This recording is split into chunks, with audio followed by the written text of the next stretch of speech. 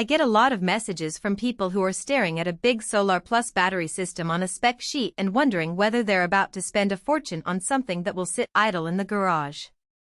That hesitation is real, especially when you're mixing on-grid and off-grid needs, juggling a 48-volt battery bank, and trying to keep the whole house humming when the grid drops.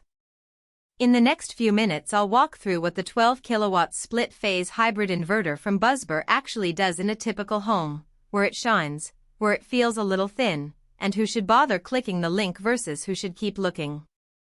Link is in the description if you want to check the product details on Amazon. First off, this inverter is marketed as a whole home backup solution that can also harvest solar energy via dual MPPT trackers. That's a mouthful, but the practical upshot is simple. You hook up a 48V battery bank, connect your solar panels, and the unit decides whether to charge the batteries, feed the house, or sell excess power back to the grid. The split-phase part means it can run both 120V and 240V circuits, so you're not limited to just lights and outlets. You can keep a dryer, an electric range, or a workshop welder alive when the utility flickers. When I first sat down to map out a realistic setup, the biggest question was the battery-free mode that BuzzBur advertises. In theory, the inverter can run directly off the grid while still providing pure sine wave output and monitoring, then switch to battery power when the line goes down. In a house that already has a standard 48V lithium or lead-acid bank, that works exactly as described. The transition is almost seamless, no audible click, no brief outage because the inverter is constantly synchronizing with the grid voltage. For a family that works from home and can't afford a sudden laptop shutdown, that continuity is worth the extra hardware cost. On the flip side, the battery-free claim can be misleading if you don't already have a battery system in place.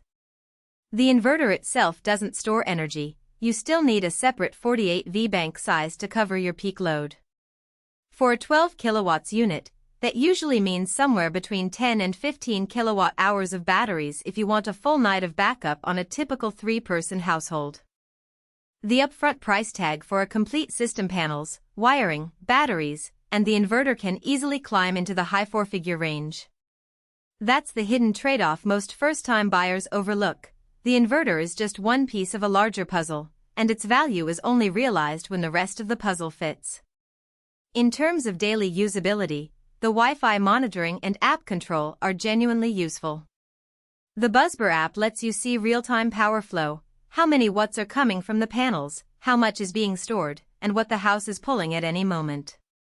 You can set charge limits for the battery to extend its lifespan, or program a reserve mode that holds back a certain amount of energy for emergencies.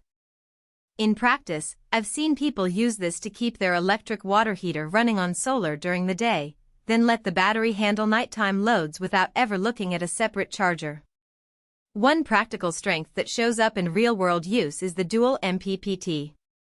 Most small residential inverters have a single MPPT, which can become a bottleneck if you have panels on different roof orientations. With two MPPT inputs, you can wire a south-facing array on one side and an east-west array on the other, each tracking its own maximum power point. That translates into roughly 510% more energy harvested over a year, which might not sound huge, but it's the difference between a fully charged battery bank and a half-charged one on a cloudy weekend. However, the dual MPPT also adds a layer of complexity to the wiring.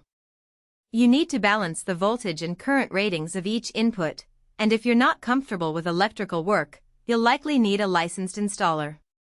The cost of professional installation can add another few $100s, and that's something the spec sheet never mentions. It's not a deal breaker, but it's a hidden cost you should budget for.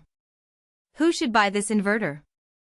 If you already own or are seriously planning to install a 48V battery bank and you have a moderate to large solar array, think 6 kilowatts or more, the BuzzBur 12 kilowatts hybrid makes sense. It's especially appealing for homes in areas with frequent outages or for those who want to go partially off-grid while still staying connected to the utility for net metering. The ability to run both 120V and 240V loads means you won't have to sacrifice high-power appliances during a blackout. And if you enjoy having a smartphone dashboard for your energy use, the app integration adds a layer of convenience that many cheaper inverters lack. On the other hand, if you're just looking for a simple pan-grid inverter for a small rooftop system, you'll probably be paying for features you'll never use. The 12 kilowatts rating is overkill for a 23 kilowatts residential install, and the split-phase capability adds